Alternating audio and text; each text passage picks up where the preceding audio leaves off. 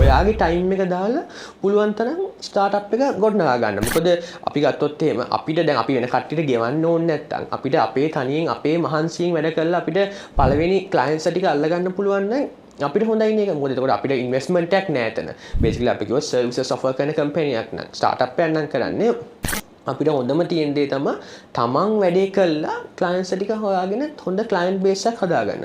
මොකද ස්ටාර්ට්අප් එකක් කරනවා කියන්නේ එළියසි වැඩක් නෙවෙයි. මොකද ස්ටාර්ට්අප් එකක් ලංකාවේ වුණත් කොහේ වුණත් පටන් ගන්නවා කියන්නේ මාර මානසික මාර ඩෙඩිකේෂන් එකක් ඕන වෙන දෙයක්. මොකද එහෙම ඩෙඩිකේෂන් එකක් නැතුව අපිට එක දිගට කරගෙන යන්න බෑ. මොකද ලංකාවේ ගොඩක් බිස්නසස් තියෙනවා. හැම සයිඩ් එකේම. මොකද ඉස්සර වගේ නෙවෙයි ලංකාවේ ගොඩක් දැන් සැචුරයිස් වෙලා තියෙන්නේ. කියන්නේ අපි කන්ටෙන්ට් ක්‍රියේටර්ස් දැන් හැමතැනම කන්ටෙන්ට් ක්‍රියේටර්ස්ලා ඉන්නවා. හැබැයි ඒ වගේ කෙනෙක් වෙන්න එපා. ඔයා කරනවා නම් ස්ටාර්ට්අප් එකක් හරි මාකටිං ඉන්ඩස්ට්‍රි එකේ හරි සොෆ්ට්වෙයාර් ඉන්ඩස්ට්‍රි එකේ හරි මොන හරි කරනවා නම් මං කියන දේ තමයි යුනික් වෙන්න. Tamanට යුනික් එකක් කරන්න. වෙන කෙනෙක් කොපි කරලා කරන්න යන්න එපා. වෙන ස්ටාර්ට්අප් එකක් වෙන ඒජන්සියක් කොපි කරන්න යන්න එපා.